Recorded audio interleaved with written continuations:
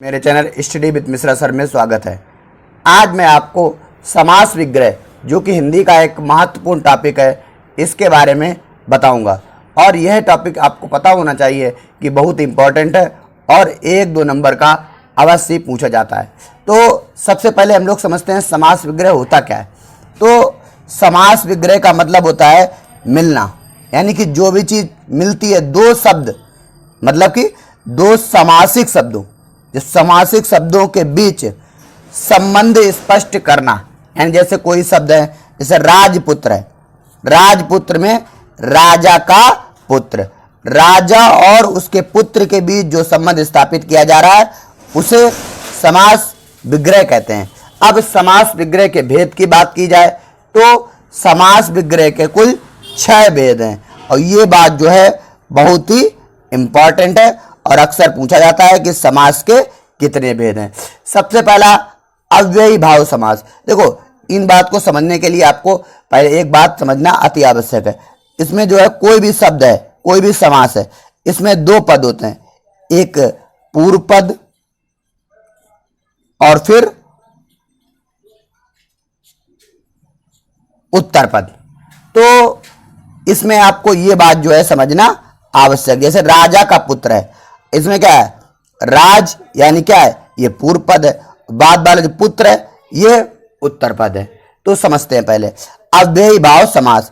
जिस समास का पहला पद अव्यय, अव्यय मतलब जिसको हटाया ना जा सके या जो बहुत इंपॉर्टेंट हो, उससे ही पूरा जो शब्द है उसका अर्थ निकले, जिसे प्रधान कहते हैं। प्रधान मतलब मुख्य, उसके बिना उस बात का कोई मतलब ना हो, उसे अव्ययी भाव समास कहते हैं। जैसे अब समझते हैं प्रतिदिन, प्रतिदिन। अब इसमें क्या है, इसमें जो है सबसे पहले क्या लगा है, प्रति। तो ये क्या है, अगर पहले जुड़ता है यानी दिन भी जुड़ा है, लेकिन दिन के बहुत सारे मतलब हैं, परंतु जो पहले जुड़ता है उसमें क्या होता है, अव्ययी भाव समास होता है। अब ट्रिक देखते हैं, ट्रिक क्या है, पहला पद छोटा। अब छोटा का मतलब होता है शब्द नहीं, अर्थ छोटा। प्रति का एक छोटा अर्थ होता है, परंतु अगर दिन की बात की जाए तो एक बहुत बड़ा अर्थ होता है और इसमें जो है जैसे उजाला से भी संबंधित है और अच्छे समय को भी जो है निरूपित करता है। इसमें क्या है, इसमें आपको याद रखना ज्यादातर यही शब्द आपको आगे से जुड़ेंगे, जैसे अनु, आ, प्रति, भर, यथा, हर। जैसे प्रतिदिन तो इसमें क्या, प्रति जुड़ेगा। यथाशक्ति, इसमें क्या होगा, यथा जुड़ेगा। तो इस प्रकार आपका जो है ये अव्ययी भाव समास है। इसमें क्या होता है, पहले यानी जो भी जोड़ना है वो क्या होगा, पहले जुड़ेगा। तो ये कौन सा समास होगा, अव्ययी भाव समास। आमरण, आमरण में क्या हो रहा है, कोई भी शब्द पहले जुड़ रहा है। तो आपको इतनी बात अब समझ में आ गई होगी कि ये क्या होता है, अव्ययी भाव समास।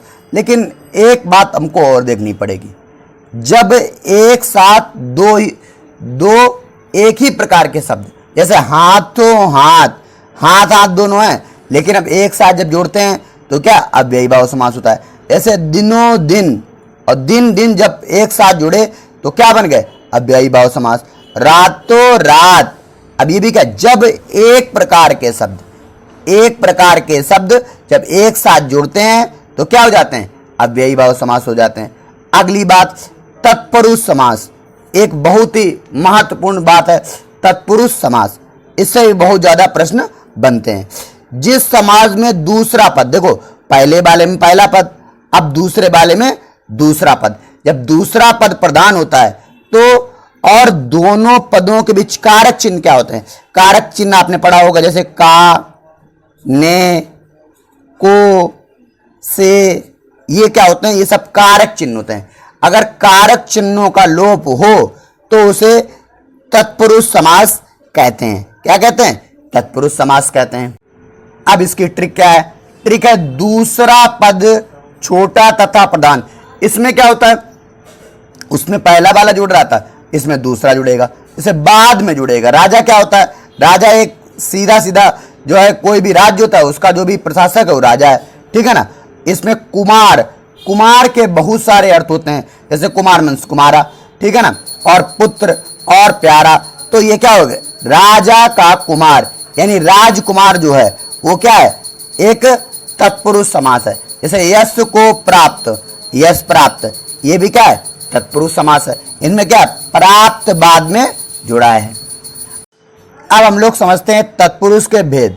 देखो तत्पुरुष के बहुत सारे भेद, मतलब कि इतने भेद हैं, कितने, 1 2 3 4 5 6, यानी कि जितने जो है समास के भेद हैं उतने ही आपके जो है तत्पुरुष के भेद हैं। जैसे कर्म तत्पुरुष, अब कर्म तत्पुरुष में क्या होगा, को जुड़ेगा।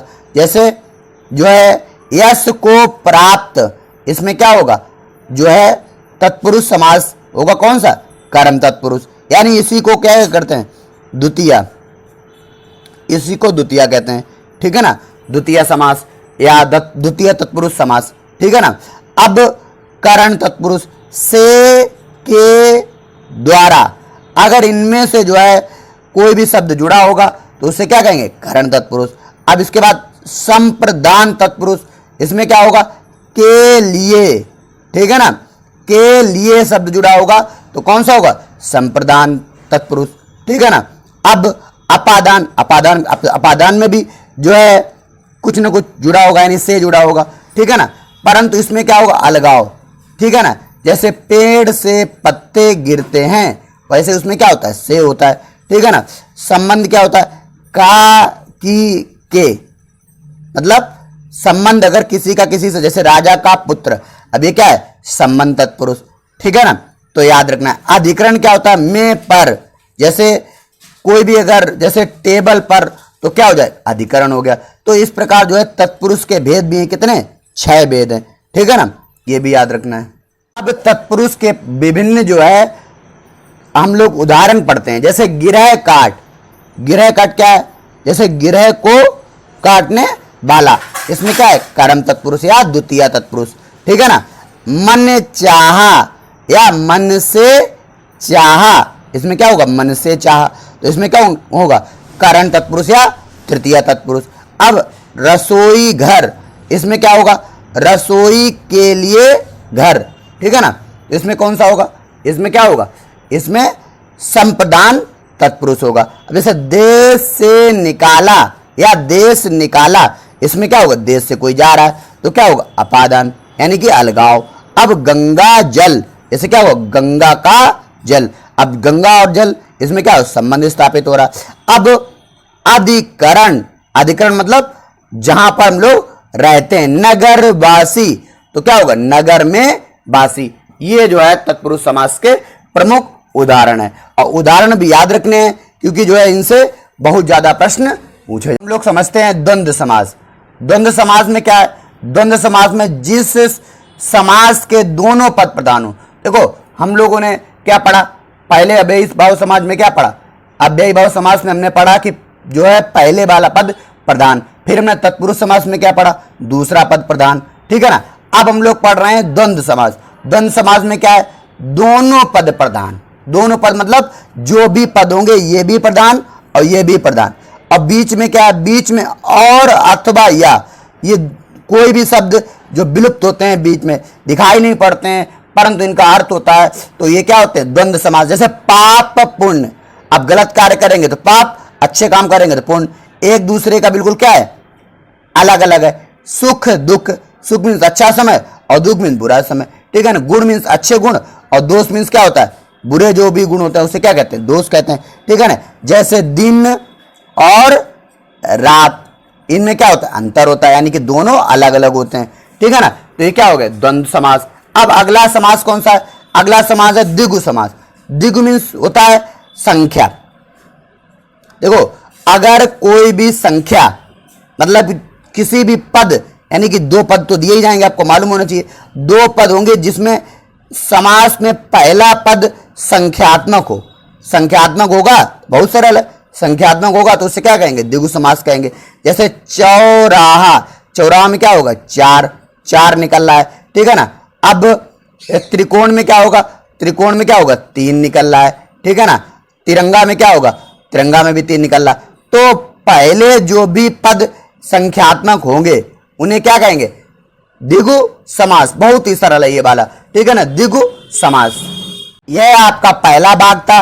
इसके बाद जो है दूसरे भाग में और भी जो समास हैं साथ ही साथ हम लोग प्रैक्टिस करेंगे, ठीक है ना। आज जो है इस वीडियो में इतना ही। अगर आपको अच्छा लगा हो और समझ में आया हो तो कृपा करके लाइक करें, शेयर करें, कमेंट करें तथा सब्सक्राइब करना ना भूलें। धन्यवाद।